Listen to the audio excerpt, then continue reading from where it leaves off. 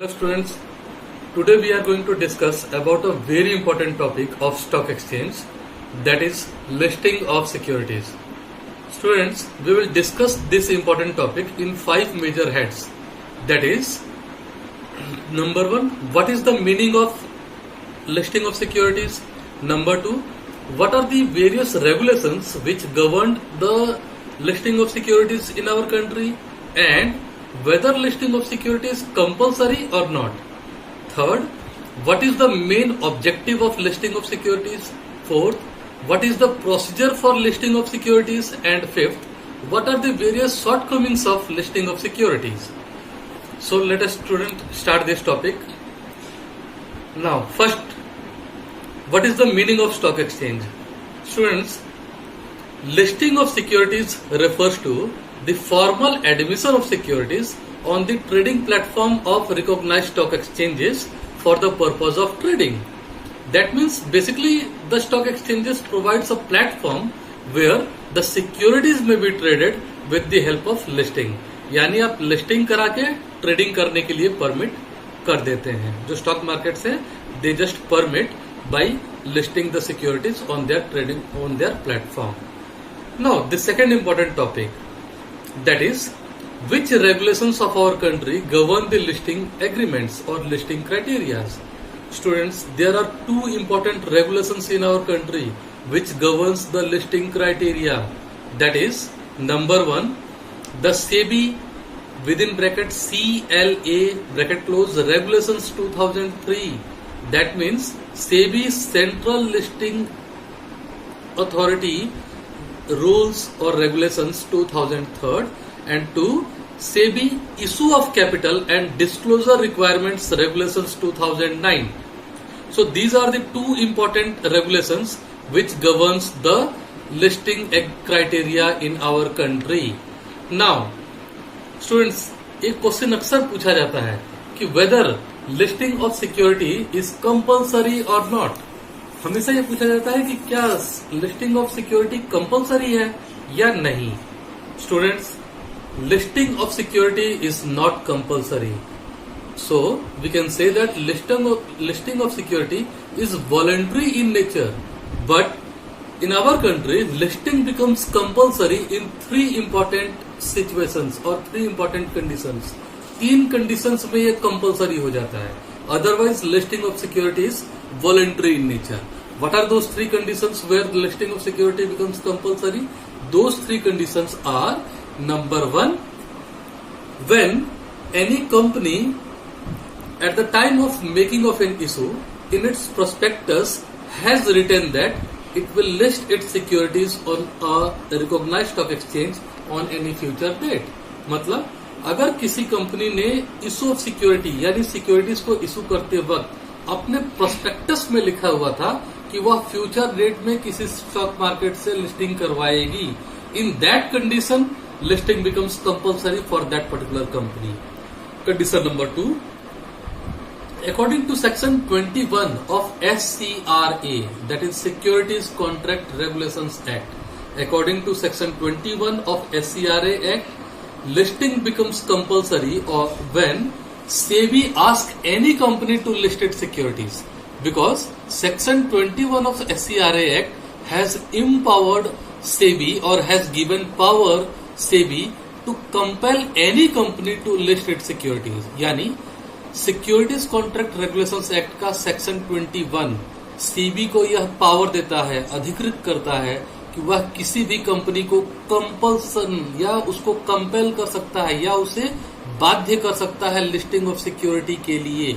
यानी अगर सेबी चाहता है कि कोई कंपनी लिस्टिंग करे तो वह इस प्रोविजन का, सेक्शन 21 का, इस पावर का उपयोग करते हुए किसी भी कंपनी को बाध्य कर सकता है, कंपेल कर सकता है फॉर लिस्टिंग ऑफ सिक्योरिटी.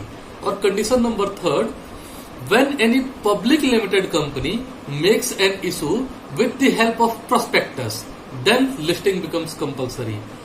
यहाँ ध्यान रखिएगा, केवल ये पब्लिक लिमिटेड कंपनी के लिए ये कंडीशन है. अगर कोई पब्लिक लिमिटेड कंपनी प्रोस्पेक्टस के द्वारा मार्केट में आता है इशू लेके, तो वहां पे उसके लिए ये लिस्टिंग कंपलसरी हो जाता है. सो स्टूडेंट्स, इसे फिर से देख लिया जाए Listing of security is basically voluntary in nature. It is not compulsory, but it becomes compulsory in 3 different conditions. Condition number 1, when any company has declared in its prospectus its intention to list its securities on any stock market in a future date, then listing becomes compulsory for that particular company. Number 2, Section 21 of SCRA Act gives power to SEBI that it can compel any company to list the securities. Number 3, when a public limited company makes an issue with the help of prospectus, then listing becomes compulsory for that particular public limited company. तो ये थे कुछ conditions जिसमें listing compulsory हो जाती है. Otherwise listing of securities voluntary in nature. Now the third important sub heading of today's topic, that is what are the objectives of listing of securities. Students, there are many objectives. कई ऐसे कारण होते हैं जिसकी वजह से companies listing के लिए जाती है. कुछ इंपॉर्टेंट कारण है. Number 1, to enhance the goodwill of the company. Company की गुडविल को बढ़ाने का एक सबसे अच्छा माध्यम है लिस्टिंग. एक लिस्टेड कंपनी हमेशा एक अनलिस्टेड कंपनी से अच्छी मानी जाती है. Number 2, to ensure liquidity of securities. Listing हमेशा लिक्विडिटी को इंश्योर करती है या उसको बढ़ा देती है. Third, to facilitate healthy speculation. Students, आपको पता होगा कि हमारे स्टॉक मार्केट में स्पेकुलेटिव ट्रेडिंग्स आर परमिटेड, तो उसको हेल्दी स्पेकुलेशंस को परमिट करने के लिए listing is required. Fourth, to proper supervision, for proper supervision and effective control. Supervision and control के लिए, क्योंकि लिस्टेड होती है तो स्टॉक मार्केट उसके ऊपर प्रॉपर सुपरविजन एंड कंट्रोल कर सकती है. To stop the concentration of economic power in fewer hands. कुछ चुनिंदा लोगों के पास ही पैसा जो है कंसंट्रेट ना कर जाए, इसके लिए भी लिस्टिंग जरूरी है.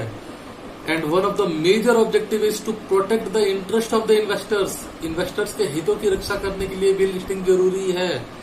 To attract foreign capital. Foreign capital के लिए भी लिस्टिंग जरूरी है, because listed securities, the foreigners में invest in listed securities from their native country. वो यहाँ बिना आए भी वहां से कर सकते हैं, तो लिस्टेड होगी तो उसका दायरा बढ़ जाएगा. So to attract the foreign investors. To ensure ready marketability of the security. Ready marketability में be ensured only by listing. तो ये कुछ कारण थे जिसकी वजह से ऑब्जेक्टिव्स या जिसके वजह से हम लोग लिस्टिंग कर लिए जाते हैं या कंपनीज बेसिकली इसको प्रीफर करती हैं. अब चौथा इंपॉर्टेंट हेडिंग आज का सब हेडिंग जो जिसको डिस्कस करना है हमें, उसमें ये कहा गया है कि what is the procedure of listing of securities. इसकी प्रक्रिया क्या है. अगर कोई कंपनी लिस्टिंग करना चाहती ही है अपनी सिक्योरिटीज का, तो उसकी प्रक्रिया क्या है.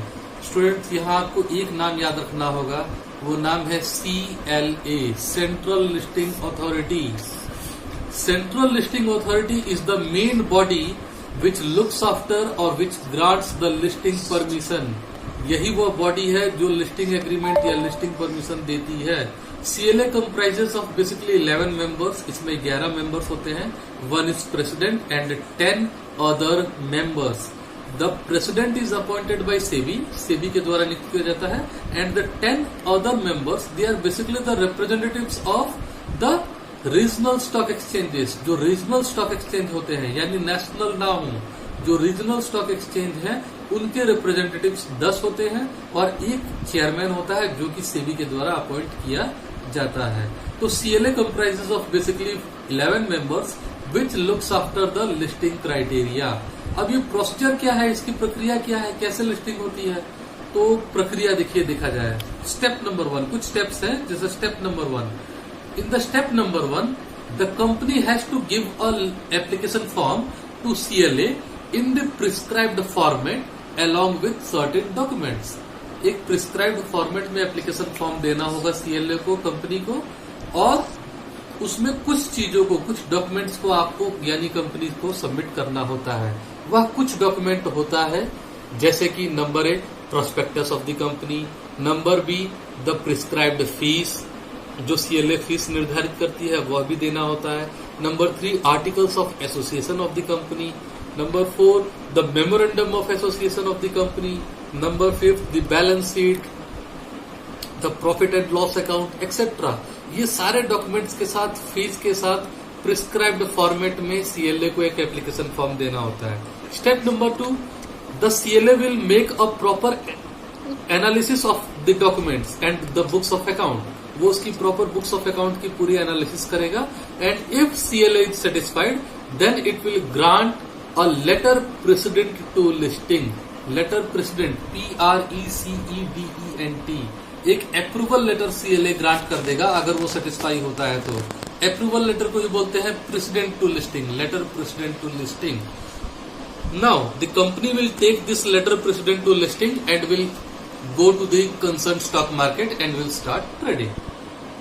Step number 3, if CLA is not satisfied then it will reject the application form of the company. अगर स्क्रूटनी के दौरान CLA को उसे नहीं लगता है कि इन्हें परमिशन देना है तो वो उसको रिजेक्ट कर सकती है।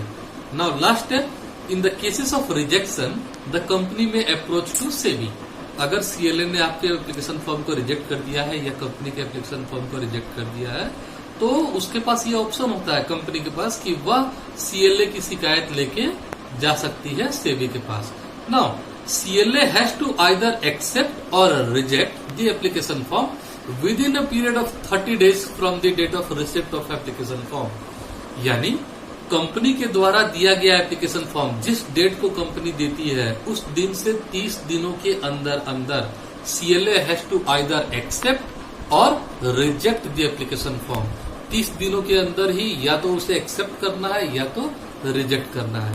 इस दौरान 30 दिनों के लिए इसलिए दिया जाता है क्योंकि सीएलए को अगर कुछ और जरूरी दस्तावेज, इंपॉर्टेंट डॉक्यूमेंट्स मंगाना होता है तो वो कंपनी से इस दौरान मंगा लेती है और उसकी प्रॉपर एनालिसिस करती है। So this was all about procedure of listing. Now student, the fifth step, पांचवा और अंतिम step, what are the limitations of listing? क्या कुछ कमियां भी हैं? क्यों लिस्टिंग के लिए लोग नहीं जाते हैं या कंपनीज क्यों अवॉइड करती हैं? तो there are certain limitations also. The important limitations are, number 1, it may adversely affect the name and goodwill of the company. कभी कभी ऐसे संभावना होती है कि लिस्टिंग के बाद कंपनी के नाम और गुडविल में एडवर्सली इफेक्ट पड़ता है, यानी बुरा प्रभाव पड़ने की भी संभावनाएं बढ़ जाती हैं, इसलिए भी कई कंपनियां अवॉइड करती हैं। Number 2, the malpractices may be adopted by the company officials और the stock market officials. Large number of malpractices are adopted by the company और द स्टॉक मार्केट ऑफिशियल्स, तो इसका भी बुरा प्रभाव कंपनी के ऊपर ही पड़ता है, इसलिए वो लोग अवॉइड करते हैं। Third one, the listed companies have to disclose their full informations. कोई कंपनी देखिए कभी नहीं चाहती है कि उसके सारे के सारे दस्तावेज जो है लीक आउट हो या पब्लिक में जाए, लेकिन लिस्टिंग की एक बहुत ही बड़ी इंपॉर्टेंट क्लॉज है कि if you are thinking about listing of securities then you have to disclose your informations. तो जो कंपनी डिस्क्लोज नहीं करना चाहती है वो लिस्टिंग के लिए नहीं जाएगी। तो ये भी एक शॉर्टकमिंग है कि आपको अपने सारे के सारे दस्तावेजों को पब्लिक डोमेन में लेके आना पड़ता है। Next, malpractices adopted by the brokers. Students, हम लोग कई नाम जानते होंगे, हर्षद मेहता, केतन पारीक वगैरह, ये कई ऐसे ब्रोकर्स थे जिन्होंने मेल प्रैक्टिसेस यानी गलत कार्य किए जिसका खामियाजा किसको भुगतना पड़ता है? कंपनीज को। That's why the companies do not prefer to list their securities because malpractices are adopted by the brokers.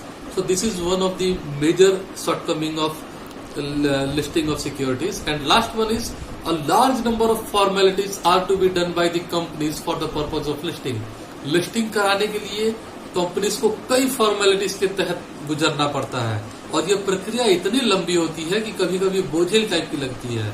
So to avoid such large number of formalities the companies they do not prefer to list, but फिर भी हम लोग पढ़ने के बाद ये कह सकते हैं, so as to bring transparency in the market, listing of security is compulsory.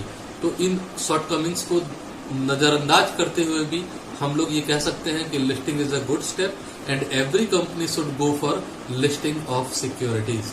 So students, आज के लिए इतना ही। बहुत बहुत धन्यवाद।